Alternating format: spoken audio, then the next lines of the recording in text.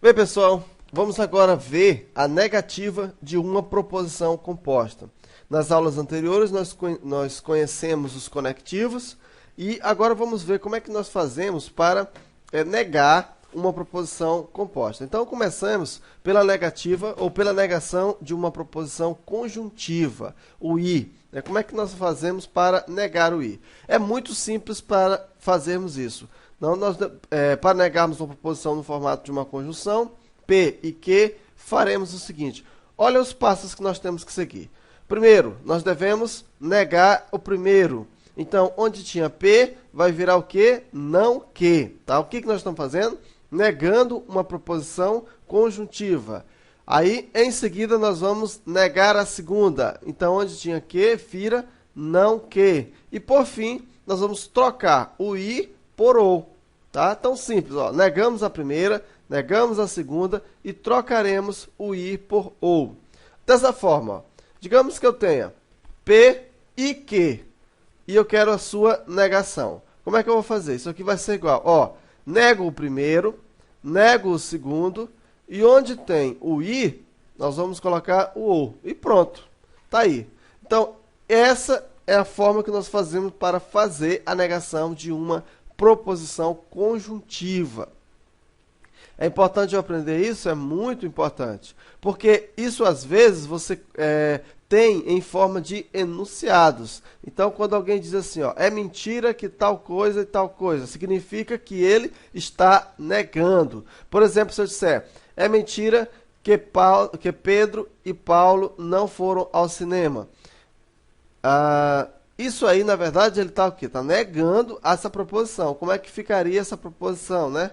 Então, é mais ou menos esse estilo de pergunta que poderia acontecer. Muito bem, nós aprendemos aqui a negação de uma proposição conjuntiva. Vamos agora aprender a negação de uma disjunção, né? Um P ou não Q. Um P ou Q. Então, para negarmos uma proposição no formato de disjunção, P ou Q, faremos o seguinte, ó. Simples demais, ó. Negamos a primeira. Então, onde tinha P, fica não P. Negamos a segunda. Onde tinha Q, vira não Q. E trocaremos o ou pelo i. Veja que é o inverso. No i, eu troco o i pelo ou. No ou, eu troco o ou pelo i. Então, assim, nós faremos o seguinte. Ó. Digamos que eu tenho aqui a disjunção P ou Q. E eu quero fazer a sua negação. Para isso, eu coloco. Ó, nego a primeira, nego a segunda. Aqui não é o i. Se aqui é o i, então eu vou trocar por ou. Dessa forma, nós fazemos a negação da disjunção. Por fim, vamos fazer aqui a negação da condicional. Então, eu tenho uma condicional. Como é que eu vou fazer para negá-la? Então, para negarmos uma proposição no formato de condicional, faremos o seguinte, ó. Mantém-se a primeira parte e nega-se a segunda parte. Muito fácil, né? Mantém-se a primeira parte e nega-se a segunda parte. Como é isso? Ó? Então, vamos lá. Eu tenho aqui uma condicional, P, então Q, ou se P, então Q, ó, e eu quero a sua negação. Então, para eu fazer essa negação, ó, eu vou manter a primeira, vou colocar o i, tá aqui o i, e vou negar a segunda. E tá aí, né? Fizemos a negação de uma condicional.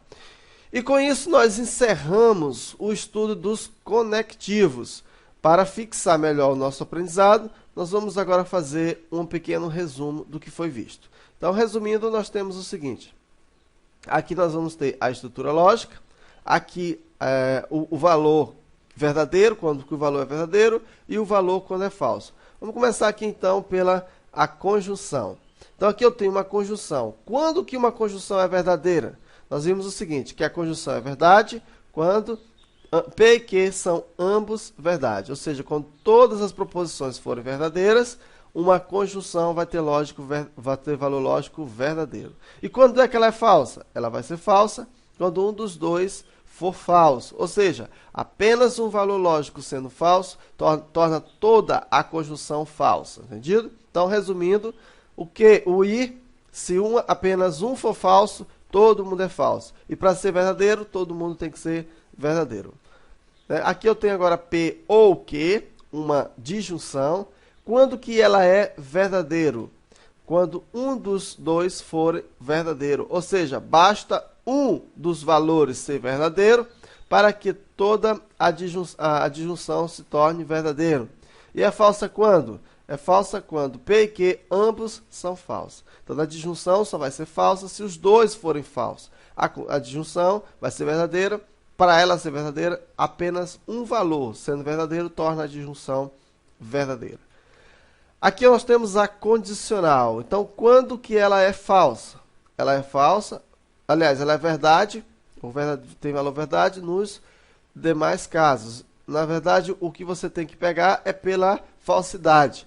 A condicional só vai ser falsa quando P é verdade e Q é falso. Ou seja, quando o primeiro elemento for verdadeiro e o segundo for falso. Somente nesse caso que a condicional vai ser falsa. Nos demais casos, ela vai ser verdadeira. Voltando, a disjunção, a condicional só vai ser falsa se o P, ou seja, se o primeiro elemento for verdadeiro e o segundo elemento for falso. Nos demais casos, ela vai ser sempre verdadeira. Aqui nós temos a bicondicional. Quando que ela vai ser verdade? Quando P e Q tiverem valores lógicos iguais. Então, se P e Q são verdadeiros, a bicondicional é verdadeira. Se P e Q são falsos, a bicondicional também é falsa. Aliás, também é verdadeira.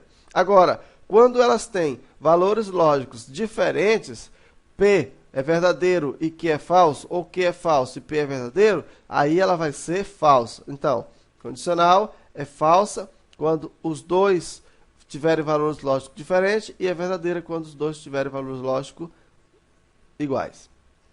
E a negação é verdade quando P é falso e é falso quando P é verdade. No caso, não P, né? Muito bem, gente.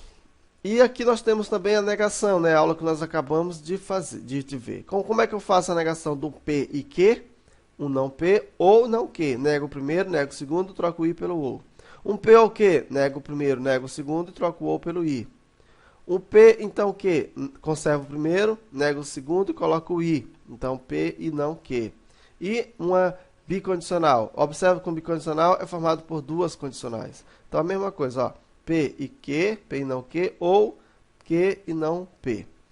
Então, com isso, nós vamos aqui encerrar o nosso estudo dos conectivos. Espero que você tenha entendido. Se não entendeu, você vai ter muita chance ainda de entender, porque nós temos bastante exercícios e envolve praticamente todo esse raciocínio, ok? Um abraço para você e até a próxima aula.